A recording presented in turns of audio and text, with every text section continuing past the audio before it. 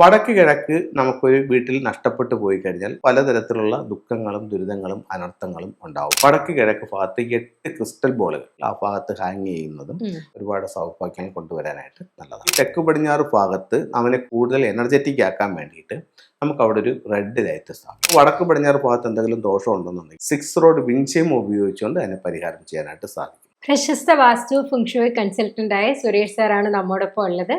നമസ്കാരം സർ.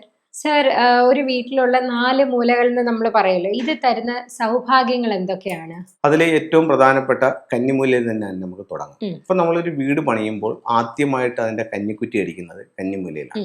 കന്നിമൂലയിൽ കുറ്റി അടിച്ചിട്ടാണ് നമ്മൾ അതിന്റെ കണപ്പുറത്ത് വീടിന്റെ ഇതെടുക്കുന്നത്. അപ്പം തെക്ക് പടിഞ്ഞാറ് എന്ന് പറയുമ്പോഴത്തേക്ക് ഒരു വീടിനെ സംബന്ധിച്ചിടത്തോളം അത് ഗൃഹനാഥയുടെ ദിക്കാണ്, കുടുംബത്തിന്റെ ഭാര്യ ഭർത്തൃ ബന്ധം ഐക്യം അതിൻ്റെയൊക്കെ ദിക്കാണ്, വിവാഹത്തിന്റെ ദിക്കാണ് ഒക്കെ തെക്ക് പടിഞ്ഞാറാണ്. അപ്പോൾ ഈ തെക്ക് പടിഞ്ഞാറ് ഭാഗത്ത് അവനെ കൂടുതൽ സമ്പുഷ്ടമാക്കാൻ വേണ്ടി അല്ലെങ്കിൽ കൂടുതൽ എനർജറ്റിക് ആക്കാൻ വേണ്ടിയിട്ട് നമുക്ക് അവിടെ ഒരു റെഡ് ലൈറ്റ് സ്ഥാപിക്കും. വീടിന്റെ പുറത്ത് അവിടെ 2 ക്രിസ്റ്റൽ ബോളുകൾ ഹാങ് ചെയ്യാം. എന്തുകൊണ്ടാണ് 2 എന്ന് ചോദിച്ചു കഴിഞ്ഞാൽ തെക്ക് പടിഞ്ഞാറിന്റെ നമ്പർ 2 ആണ്. അതുകൊണ്ടാണ് അവിടെ 2 ക്രിസ്റ്റൽ ബോളുകൾ ഹാങ് ചെയ്യുന്നത്. ഇനി മറ്റൊരു ദിക്കായ വടക്ക് കിഴക്കിലേക്ക് പോവാം. വടക്ക് കിഴക്ക് നമുക്കൊരു വീട്ടിൽ നഷ്ടപ്പെട്ടു പോയി കഴിഞ്ഞാൽ വാസ്തുപുരുഷന്റെ ശിരസ് വരുന്ന ഭാഗമാണ്. അപ്പോൾ വീട്ടിൽ പലതരത്തിലുള്ള ദുഃഖങ്ങളും ദുരിതങ്ങളും അനർത്ഥങ്ങളും ഉണ്ടാവും. പ്രത്യേകിച്ചും കഴുത്തിന് മുകളിലോട്ടുള്ള ആരോഗ്യ പ്രശ്നങ്ങൾ ആ വീട്ടിൽ ഉണ്ടാവാനുള്ള സാധ്യത കൂടുതലായിരിക്കും. അപ്പം വടക്ക് കിഴക്ക് ഒരു കാരണവശാലും നഷ്ടപ്പെടാതെ നമ്മൾ വീട് വയ്ക്കാനായിട്ട് ശ്രദ്ധിക്കും. അപ്പോൾ വടക്ക് കിഴക്കിന്റെ സൗഭാഗ്യം എന്ന് പറയുന്നത് ഞാൻ പറഞ്ഞു വാസ്തുപുരുഷന്റെ ശിരസിരിക്കുന്ന ഭാഗമാണ്. ഫെങ്ഷുയിലേക്ക് പോകുമ്പോൾ ആ ദിക്കിന്റെ സൗഭാഗ്യം എന്ന് പറയുന്നത് വിദ്യാഭ്യാസമാണ്. അപ്പോൾ വിദ്യാഭ്യാസപരമായിട്ടുള്ള ദിക്കെന്ന് പറയുന്നത് വടക്ക് കിഴക്ക് ഭാഗമാണ്. അപ്പോൾ വടക്ക് കിഴക്ക് നഷ്ടപ്പെട്ട ഒരു വീട് എന്ന് പറയുന്നത് വിദ്യാഭ്യാസ സംബന്ധമായിട്ട് തടസ്സങ്ങൾക്ക് സാധ്യതയുള്ള വീടാണ്. അപ്പോൾ നമുക്ക് വടക്ക് കിഴക്ക് ഭാഗത്ത് നമുക്ക് എന്താ ചെയ്യാൻ പറ്റുന്നതെന്ന് വെച്ച് കഴിഞ്ഞാൽ വടക്ക് കിഴക്ക് ഭാഗത്ത് 8 ക്രിസ്റ്റൽ ബോളുകൾ. അപ്പോൾ അവിടുത്തെ നമ്പർ 8 ആണ്. അതുകൊണ്ട് അവിടുത്തെ എലമെന്റ് എർത്ത് എനർജിയാണ്. അതുകൊണ്ടാണ് 8 ക്രിസ്റ്റൽ ബോളുകൾ ആ ഭാഗത്ത് ഹാങ് ചെയ്യുന്നതും അതിൻ്റെ ഒരു എനർജി അവിടെ കൊടുക്കുന്നതും ഒരുപാട് സൗഭാഗ്യം കൊണ്ടുവരാനായിട്ട് നല്ലതാണ്. ഇനി അടുത്തൊരു ദിക്കെന്ന് പറയുന്നത് സൗത്ത് ഈസ്റ്റ് ആണ്. സൗത്ത് ഈസ്റ്റിനെ സംബന്ധിച്ച് പറയുകയാണെങ്കിൽ സമ്പത്തിന്റെ ദിക്കാണ്. അപ്പൊ നമുക്ക് സാമ്പത്തിക നേട്ടങ്ങൾക്ക് വേണ്ടിയിട്ട് സൗത്ത് ഈസ്റ്റിനെ പ്രയോജനപ്പെടുത്താം. അപ്പോൾ സൗത്ത് ഈസ്റ്റിന്റെ എലമെന്റ് എന്ന് പറയുന്നത് വുഡ് എലമെന്റ് ആണ്. അപ്പൊ ഈ ഭാഗത്ത് നമുക്ക് ലക്കി ബാമ്പു പോലുള്ള പ്ലാന്റുകൾ സ്ഥാപിക്കുന്നത് നമുക്ക് സാമ്പത്തികമായിട്ട് നേട്ടം ഉണ്ടാവും. അപ്പോൾ അതുപോലെ തന്നെ നമുക്ക് അവിടെ വെക്കാവുന്ന ടൂളുകൾ എന്ന് പറയുന്നത് ഡബ്ലൈറ്റ് സിമ്പിൾസ് വെക്കാം. അതേപോലെ നമുക്ക് വെൽത്ത് സിമ്പിൾസ് വെക്കാം, വെൽത്ത് ബൗള് വെക്കാം, അതുപോലെ തന്നെ വെൽത്ത് ഷിപ്പ് വെക്കാം, അതുപോലെ തന്നെ വെൽത്ത് ഷംബാലയുടെ സ്റ്റാച്ചു വെക്കാം. അപ്പോൾ ഇത്തരത്തിലുള്ള കാര്യങ്ങൾ നമുക്ക് എവിടെ ചെയ്യാം? സൗത്ത് ഈസ്റ്റ് ഭാഗത്ത് ചെയ്യാം. അതുപോലെ അടുത്ത 4ാമത്തെ ദിക്ക് എന്ന് പറയുന്നത് നോർത്ത് വെസ്റ്റ് ആണ്, വടക്ക് പടിഞ്ഞാറ് വായുകോൺ. ഇപ്പൊ വായുകോണിൽ എന്തെങ്കിലും ദോഷങ്ങൾ ഉണ്ടെന്നുണ്ടെങ്കിൽ അത് ഉറപ്പായിട്ടും ഗൃഹനാഥനെ ബാധിക്കും. ഗൃഹനാഥന് ആരോഗ്യ സംബന്ധമായിട്ടുള്ള പ്രശ്നങ്ങൾ, അദ്ദേഹത്തിന്റെ കഴിവിനനുസരിച്ച് ഉയർച്ചയില്ല, അദ്ദേഹത്തെ സപ്പോർട്ട് ചെയ്യുന്ന ആൾക്കാർ പൊതുവെ കുറവായിരിക്കും. അപ്പൊ ഇത്തരത്തിലുള്ള പ്രശ്നങ്ങൾ വടക്ക് പടിഞ്ഞാറിന്റെ ഭാഗത്തുണ്ടാവും.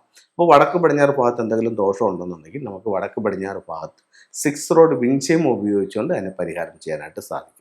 ഇപ്പൊ ഇത് എല്ലാ വീട്ടിലും ഇത് അത്രയും ഇതല്ല, കാരണം ഇതിന്റെ ഫ്ലൈങ് സ്റ്റാർ അനുസരിച്ചിട്ട് ഇതിന്റെ മാറ്റങ്ങൾ ഉണ്ടാവും. ഇത് ഞാൻ ബേസിക് വാസ്തുപ്രകാരമാണ് പറഞ്ഞത്. ഫ്ലൈങ് സ്റ്റാറിനെ പറ്റി നമ്മൾ പറയണമെന്നുണ്ടെങ്കിൽ അത് ഓരോ വീടിനും വ്യത്യസ്തമായിരിക്കും. അതാത് വീടുകളുടെ ഡിഗ്രിയും പ്ലാനുകളും എടുത്ത് കൺസൾട്ട് ചെയ്താൽ മാത്രമേ നമുക്ക് അതിന്റെ കണ്ടുപിടിക്കാൻ പറ്റൂ.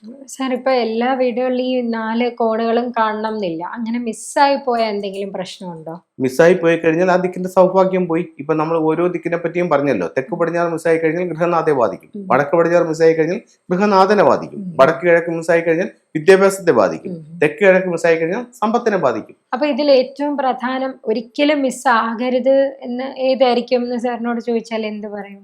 അത് ഒരിക്കലും മിസ്സാകരുതെന്ന് പറഞ്ഞാൽ ഈ 4 മൂലയ്ക്കും അതിൻ്റെതായിട്ടുള്ള പ്രാധാന്യമുണ്ട്. ഇതിൽ ഏറ്റവും ഇമ്പോർട്ടൻ്റ് ആയിട്ടുള്ളത് തെക്ക് പടിഞ്ഞാറും ഈശാന കോണുമാണ്. ഇത് രണ്ടും ഒരിക്കലും നമുക്ക് മിസ് ഔട്ട് ചെയ്ത് ചെയ്യാം. 4 ദിക്കിനും അതിൻ്റെതായിട്ടുള്ള പ്രാധാന്യമുണ്ട്. ഈ ഒരു ആൻസർ തന്നെ ഞാൻ പറയുന്നത് ശരിയല്ല. എന്നിരുന്നാൽ തന്നെയും ഏറ്റവും പ്രാധാന്യം തെക്ക് പടിഞ്ഞാറും ഈശാന കോണും, അതായത് നമ്മുടെ കാലുകളും ശിരസ്സും വരുന്ന ഭാഗം. സാർ അപ്പൊ അങ്ങനത്തെ വീടുകൾ കണ്ടിട്ടുണ്ടോ? അപ്പൊ ഒരുപാട് വീടുകളുണ്ട്. നമ്മളിപ്പോഴത്തേക്കെന്ന് പറഞ്ഞു കഴിഞ്ഞാൽ ഒരു 4 ചുവരുകൾക്കുള്ളിൽ ഇരുന്ന് നമ്മൾ പഠിക്കുന്നത് പോലെയോ അല്ലെങ്കിൽ മനസ്സിലാക്കുന്നത് പോലെയോ അല്ല നമ്മൾ ഫീൽഡിലേക്ക് പോകുമ്പോൾ. ഒരുപാട് കാര്യങ്ങൾ നമുക്ക് ഫീൽഡിൽ നിന്ന് പഠിക്കാനുണ്ട്. അപ്പോൾ നമുക്ക് ഒരിക്കലും ഇങ്ങനെ ഒരു വീടുണ്ടോ എന്ന് പോലും നമ്മൾ ചിന്തിക്കുന്ന രീതിയിലിട്ട് ഒരുപാട് വീടുകൾ നമുക്ക് കാണാനായിട്ട് സാധിക്കും. ഒരുപക്ഷെ എനിക്കൊന്ന് അങ്ങനെയുള്ള സാഹചര്യങ്ങളിലാണ് ഒരു കൺസൾട്ടന്റിന്റെ തീർച്ചയായിട്ടും ഇമ്പോർട്ടൻസ് വരുന്നത്. തീർച്ചയായിട്ടും നമ്മളിപ്പോഴത്തേക്കെന്ന് പറഞ്ഞാൽ നമ്മളിപ്പോ ഒരു പഠിച്ചതിനപ്പുറത്തോട്ട് നമുക്ക് നോളജ് ബേസ് ആയിട്ട് ഒരുപാട് കാര്യങ്ങൾ നമുക്ക് അതിനകത്ത് ഫീലിംഗ് ബേസ് ആയിട്ട് നമുക്ക് എടുക്കാനായിട്ട് പറ്റും. നമുക്ക് പഠിച്ച അറിവുകളിൽ നിന്ന് ഉപരിയായിട്ട് ഓരോ വീടുകളിലും ചെയ്ത് കിട്ടുന്ന റിസൾട്ടിനെ ബേസ് ചെയ്തിട്ടും നമുക്ക് ഒരുപാട് കാര്യങ്ങൾ ഇതിനകത്ത് അഡീഷണൽ ആയിട്ട് നമ്മളുടെ ഒരു അറിവ് വെച്ചിട്ട് തന്നെ നമുക്ക് ഇതിനകത്ത് ചെയ്യാനും പറയാനും പറ്റും. അപ്പോൾ കാണുന്നവരാണെങ്കിലും തീർച്ചയായിട്ടും നിങ്ങളുടെ സംശയങ്ങൾ ഒരു കറക്റ്റായിട്ട് നിങ്ങൾക്ക് ഒരു ഐഡിയയോട് കൂടി ആൻസർ വേണം എന്നുണ്ടെങ്കിൽ സാറിനെ കൺസൾട്ട് ചെയ്യാവുന്നതാണ്. ഇതേപോലത്തെ ചോദ്യങ്ങളായിട്ട് ഞങ്ങൾ വരുന്നതായിരിക്കും. എല്ലാ എപ്പിസോഡും മിസ് ചെയ്യാതെ കാണുക. ഇന്നത്തെ എപ്പിസോഡ് ഇവിടെ അവസാനിക്കുന്നു.